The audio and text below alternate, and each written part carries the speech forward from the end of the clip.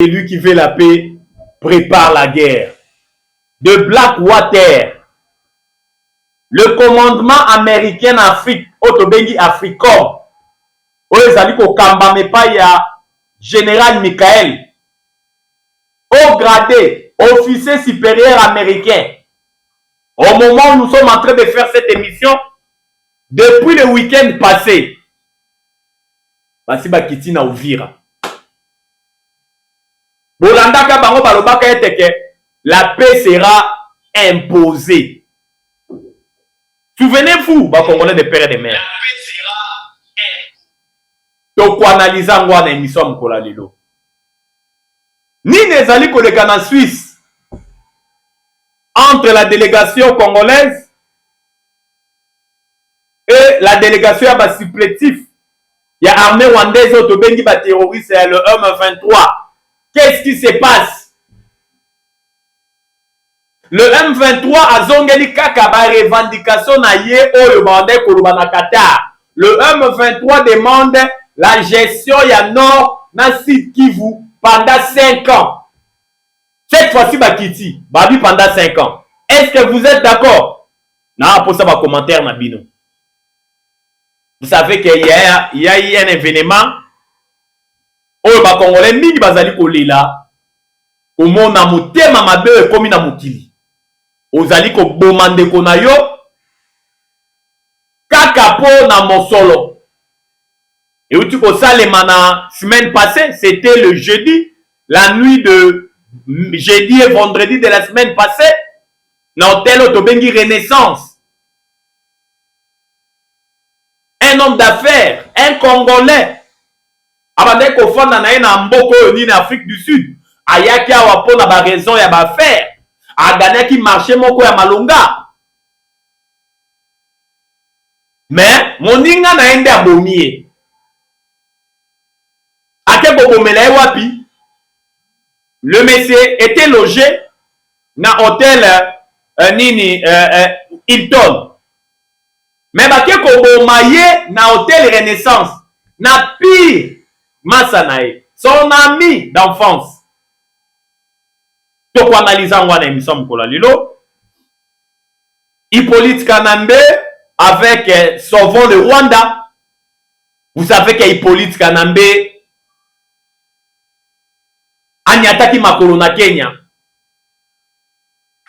asangisaki ba opposant ya nzala lokola ba Fangio Chamba, José Makila Soumanda oyo azalaka directeur ya cabinet na yo tobengi na kombo ya Nemi Mulanya, bazalaka ebele na ba oyo babengi lisusu nani Elia nani ya ba Congo nani kombo na Ekimi Jean-Claude Vouemba. Un complot, un plan bien orchestré pour l'élimination physique à Fachi Beto. Hippolyte Kanambe alias Joseph Kabila lobi Fachi soki a simbi constitution. Fachi a kobomae. Ah, Hippolyte Kanambe. Fachi a simba constitution te. La constitution n'est pas une Bible. Oyo basimba kate. Bible n'est pas simba kate. Mais la constitution sera bel et bien changée pour l'intérêt à ba Congolais nyonso. Ba Congolais de père et de mère. Sans plus tarder, c'est votre humble serviteur Nakombo ya Jonas Ngandu, surnommé Charles Onana, toujours na Petouza Télévision. Oto sengi na bino bos abonné massivement. Bonjour, bonsoir, réseau de Panda na Aero Bozali Kolanda, émission la Bissam Mkola Lilo. Africom, commandement américain na niveau Afrique.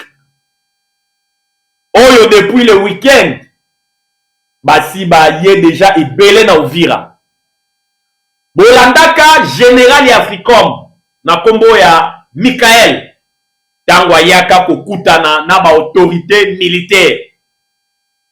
Arasiraka biso alobi lisolo oyo eleki Congo na États-Unis oyo Congo azali partenaire stratégique oyo il y a un accord, il y a défense esangisi biso na Congo, biso Africom toye na Congo parce que la paix sera imposée. Alobaka kimia bako imposer yango na makasi parce que les États-Unis azana moyen nyonso ya ko imposer la paix. Yango tomoni lolenge kani depuis le week-end de militaires américains au bazali ko constituer Africom ba yaki na Uvira batondaki maintenant bazali ko tala lolenge kani ya ko planifier ba contre-offensif parce que bolandaki les sanguinaires Paul Kagame alobi na kolongola ba mesure défensif na ngai na Congo te. Tshisekedi est en train de faire de n'importe quoi. Mais ba mesure défensif na ngai ekotika na kawana kaka. Wana ezalaki langage ya ba faible. Et puis alobaki oloko moko na suka. Nazali kobanga oloko te. Ba Congolais de père de mère. Muto ya banga kate alobaka te. Soko yoki muto alobi yokanisi na zobanga yo, seke azobanga. Yokanisi yo okobeta ngai, seke azobanga okobeta ye. Ezala langage ya ba faible. Langage o le sanguinaire Paul Kagame abimisaki week-end passé. Nakobimisa ba militaire na ngai te. Nazobanga oloko te, nazobanga mutu te. Langage ya ba faible. Africom na États-Unis na Uvira. De maoïstes américains, des commandos américains na Uvira depuis le week-end. Yango moni to bandele mission na biso to bien teke. Le lenge kani Gilles César aloba, c'est lui qui veut la paix, prépare la guerre. Yango bomoni le lenge kani. Même dans ma ligne de front, l'armée rwandaise Mbangweri, Kaele, n'en parlons même pas. Au plateau à Fizi, la paix a changé de côté. Le mont repli, les zongi na Banyarwanda, les zongi na le homme 23. Boyebela qui farde c'est na ba repli. Mais les Banyarwanda ne ba komi ko pakata en désordre na ba repli stratégique. Yango boyoki Kagame alela qui semaine écoulée. Kagame a bengi nièce na ye na Londres. Alobi Tshisekedi ongai na sous-estimaki paten pakebo elilingi ya pamba oyo ipolitika na mba yebisaka ngai kaza etikete ya pamba eza Tshisekedi onga nazali komona lelo te azali komelisanga mai ya Congo bololo. Tshisekedi onga na sous-estimaki Tshisekedi onga na yebeka keno akobanga le tout puissant Kagame oyo dirigeant Congo na reine nyonso ya politika na mbe. Mais Tshisekedi azomelisanga mai ya Congo bololo. Oyebi ke biso Rwanda, nous sommes un peuple minoritaire, nous les Tutsis. Nous sommes un peuple minoritaire. Mais tala lolenge kani to perdre ba militaire na biso ebele depuis Tshisekedi aye na pouvoir. Vous savez que le roi, l'armée rwandaise, c'est une armée de 33 000 hommes. Tangu déjà ba révélation à Women Watch o documentaki eketi na cimetière rwandais na kombo ya Kanombe. Women Watch akekolakisa na Kanombe teke l'armée rwandaise a perdu plus de 9000 militaires sous Fachi Béton. Plus de 9000 militaires sous Fachi Béton. L'armée rwandaise a perdu autant de militaires. Kanombe c'est un cimetière rwandais. Kagame a tonga yango rien que pona kokunda ba militaire o bazali ko tomber na Congo. Des militaires rwandais. Mais na esibino Kagame a leli. Alobi nièce na ngai. To kufi déjà mingi na Congo. La communauté internationale oyo biso abande ko gâter biso. Lelo communauté internationale a lâché biso. Lelo mindele balingi ba memanga na justice internationale. Oyo nyonso Tshisekedi azali koloba nde bango bazali koloba be iyo. Tshisekedi azali ko manipuler tout le monde. Wana ba larme milelo ele sanguinaire Paul Kagame. Yango bomoni ba service ya renseignement RIS nde ba interceptaki ba audio wana ba étaler sur la place publique ba l'arme ya le sanguinaire Paul Kagame, ba congolais de père et de mère kaka ndenge tulubaka. La père a changé de côté. Parce que ngai na lobaka notre Dieu est congolais. Nzambe azalaka congolais. Yango bomoni lolenge kani commandement militaire américain à niveau Afrique, babengi Africo, basi baye déjà ebele na Uvira pour planifier maintenant des offensifs. Il y a grande envergure. Il y aura des offensifs dans Mikolo et Koya d'une manière généralisée. Parce que les Américains disent que Kagame a violé ses engagements. Vous savez que depuis la fin du mois de mars, il y avait une réunion technique. La réunion technique, on a des officiers supérieurs rwandais et des officiers supérieurs congolais. Banyataki makolo na bango na États-Unis. Je dis bien, c'était le 18 mars. La réunion technique, on a la délégation congolaise, c'était le général Patrick Zita. Patrick Zita nde azalaki chef ya délégation ya ba officier na biso na États-Unis. Na réunion technique wana. Tangu bakomaki na réunion wana na ebisaki bino na ba émission précédente, réunion technique, c'était pour mettre en place un calendrier de retrait des troupes rwandaises et puis de l'anéantissement ya ba FDLR. En pleine réunion, le chef du renseignement militaire congolais, le général Patrick Zita, a lakisaki noir sur blanc l'occulteur Banyarwanda. Vous dites que Banyarwanda balobaka eteke to intégrer ba FDLR au sein de notre armée. Le général Patrick Zita a ici bango bon safa. Yo James Kabarebe, yo chef de délégation rwandaise.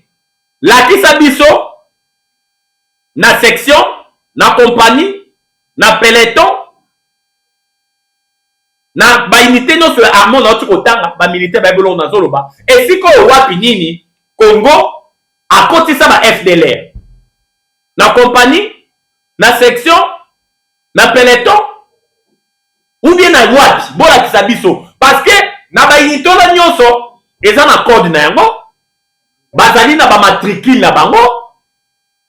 Bola kisabiso bo pesa biso na ba numéro ya matricule.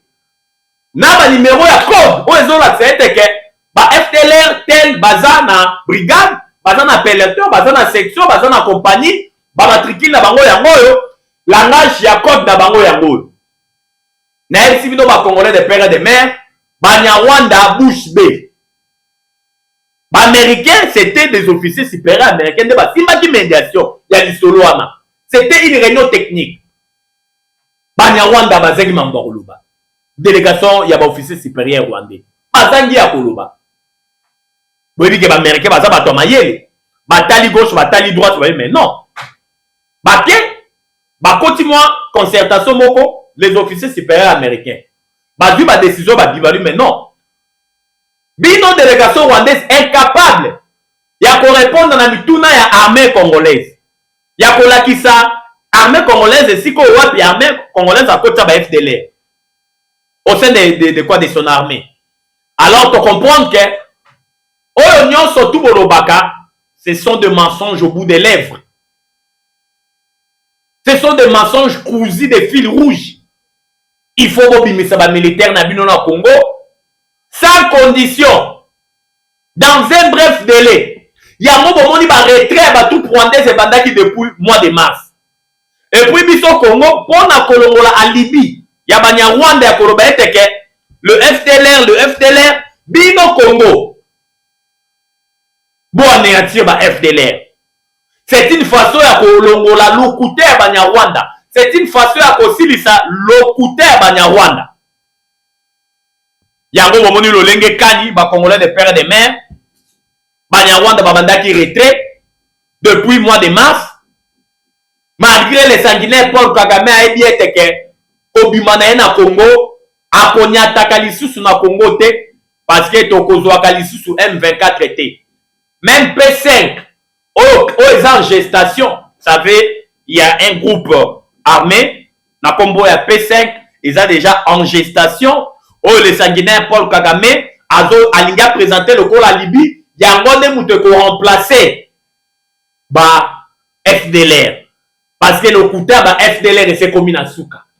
Kagame ne sait plus à quel sens se vouer. Raison pour laquelle le sanguinaire Paul Kagame, plusieurs sorties médiatiques ratées, Kagame a bandé Kolobate, tout au long de la règne Hippolyte Kanambe alias Joseph Kabila. Mais sous Fachi Beton, chaque mois, Kagame a dit Makata 3 fois dans Baïtandoïke pour pleurnicher.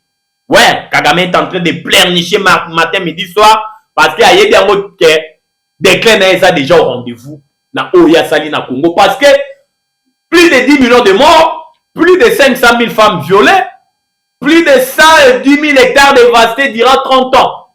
Makile ba Congomani on est allé kosenga vengeance et pas en colo. Yango bomoni lolenge kani Muchopi dit les sanguinaires Paul Kagame, Guy Malela en désordre. Ba Congolais de père et de mère ni des alliés koleka na 9e ronde na Suisse. Vous savez que fallait qu'il continue ma solo na Qatar. Vi bitumba o ezali koleka entre États-Unis na Iran. Vous voyez que Qatar ezali qui bombardé même aéroport et permettre de continuer ma solo kuna. Raison pour laquelle Tolobaki to même ma solo maintenant en Suisse. Pour na koluka lolenge kani ya commettre un terme na lokuta ya Banyarwanda na ba supplétif na bango to bengi le M23. Mais bomodi lolenge kani tangu masolo fungwa milobi na Suisse. Lisolo entre les gouvernements et les terroristes et le M23, le même revendication au Banyarwanda basengaki, le même revendication bayeli susu ko étalé en haut, bayeli susu ko senga le même revendication balobi o ndenge zaboye na na posa ba commentaire na bino partager miso partager M23 chef ya délégation Claude Ibalanki Oazalaki Bongo responsable ya mécanisme ya suivi de l'accord Claude Ibalanki ayelo bia kota na salle na ebisio délégation congolaise balobi longwa délégation congolaise eboyi Claude Ibalanki webi ke Claude Ibalanki azalaki proche ya Fachi Beton yena Fachi Beton babande ko kabola bukula bwaseka na matamba na ndakala mesa moko. Mais Claude Ibalanki akomaki ambassadeur itinéraire chef de l'État. Donc kande na cesse abandaki ko préparer lolenge kanya ko déstabiliser Fachi Beton. Toyebisaka tata mokonzi ekolo loko be moko. Ngai na rappelaka Fachi Beton toujours prophétie à Mohamed Sanogo. La prophétie à prophète de la nation de Niles. Mohamed Sanogo, c'est un prophète ivoirien. Na 2025, a prophétisaka pour na Fachi alobi, Golo azali kolakisa ngai. Président ya Congo, na Congo ya Félix Antoine Tshisekedi Tshilombo. Zamba alobi na yebisa Fachi. L'insecte qui ronge l'haricot se trouve toujours dans l'haricot. Na lingala tolobaka nyamaliaka lidesu azala robe na lidesu. Par là, prophète ivoirien la kombo Mohamed Sanogo nga lobani. Fachi, kemba na entourage na yo. Tala lelo ba Claude Ibalaki. Proche ya Fachi. Azoya landa kwa Fachi balambele bukula bwaseka. Na chibela bela allié. Mais Claude Ibalaki a na Goma. Ote nanu na adhéré par le M23, nzokande na système ya Kundelepe assez adhérent. Batie chef ya délégation bakei na Suisse. Kokoma na Suisse directement ok. Tozo senga gestion ya Nord na Sud Kivu pendant 5 ans. Na doa na Qatar balobaki 8 ans. Mais lobi na Suisse balobi ba revendication na biso échanger te. Donc gérer Nord na Sud Kivu pendant 5 ans d'une manière autonome. Est-ce que les Congolais vous êtes d'accord? On peut céder la province du Nord et du Sud Kivu pendant 5 ans entre les mains. Il y a des terroristes, il y a le M23. Le M23 n'existe pas, c'est une coquille vide. Derrière le M23, il y a le Rwanda. C'est une guerre purement économique. Envie de piller nos ressources minières. Vous le savez très bien. Yambo momoni lolenge kani na salle lobe zalaki mbutu mbutu. Topé sabino gestion à Nord Sud Kivu pendant 5 ans. Et qu'on ça le maté, et qu'on le kate, et zalaki opesi mbwambwa boyi. Boyi bike fati beto lobaka. On ne peut pas, on peut négocier dans Makambutu. Mais on ne peut pas négocier dans ma Étali intégrité territoriale à Mbokanabiso. C'est une ligne rouge à ne pas franchir. Hier, le M23 avait dépassé les Ribicos. Les Ribicos étaient dépassés. Ils avaient dépassé les Ribicos. Yango momoni lolenge kani. Masolo ezali ko continuer les sous les lots. Malgré tout ça, la position de force. Il y a un biso ba Congolais de tata de Mama Tolobaka. Sauf qui n'a pas moyen diplomatique, ça ne tient pas. On doit imposer la paix. Parce que dans la relation internationale, Balobaka, dans la politique, nous avons la politique du carotte, c'est-à-dire la diplomatie. Et puis nous avons la politique du bâton, c'est-à-dire la guerre. La guerre. Si on ne parvient pas à mettre un terme na bitumboyo na ba moyen moko diplomatique, la paix sera imposée par la guerre. Raison pour laquelle Bomonu Fachi Beton Tozo Solola, mais le chef de l'État est en train de renforcer notre armée, notre équipement, notre nouvelle recrue, notre outil formation na France, na Israël, na Égypte. Le chef est en train de se préparer. Parce qu'on le sait très bien que Banyarwanda, rapport de force. Banyarwanda, rapport de force. Bango Tokyo yeli bango diplomatie. Balobitala nyangala kato. Yango momoni lolenge kadi Fachi Beton a tient toutes les dispositions en marche. Parce que la paix sera imposée par la force. Bas Congolais de père et de mère, Hippolyte Kanambe, alias Joseph Kabila, Namboka ya Kenya. Sauvons le Rwanda. Partagez, mission partagée. Tant que Hippolyte Kanambe a dit sauvons le Congo. Non. Ezande, sauvons le Rwanda. Ça vient de tomber. Une information nous est parvenue. Selon laquelle le sanguinaire Paul Kagame avait effectué un appel. Il a échangé avec Hippolyte Kanambe alias Joseph Kabila. Kabila a dit, Kagame a dit à Hippolyte Kanambe, a dit Hippolyte Kanambe, je suis déjà asphyxié. Je suis aux abois. Il y a des sanctions qui ont été infligées dans l'armée Nangaï. Le front rwandais est en train de se dépresser. De militaires rwandais ont rempli cimetière rwandais na kombo ya Kanombe. Na indima kiteke na kobungisa ba militaire lolenge kani na bungisi tangu ya Tshisekedi. Na bandi ba vontir na ngana Congo depuis Afdel. To bengani Mobutu. Na bomi muze. Na Hippolyte Kanambe wana kutu mwana na ngai. Dessin animé à Tom et Jerry. Mais tu sais que nazali komenisa nga mai ya Congo bololo. Kabila ozali wapi? Nazali kokufa.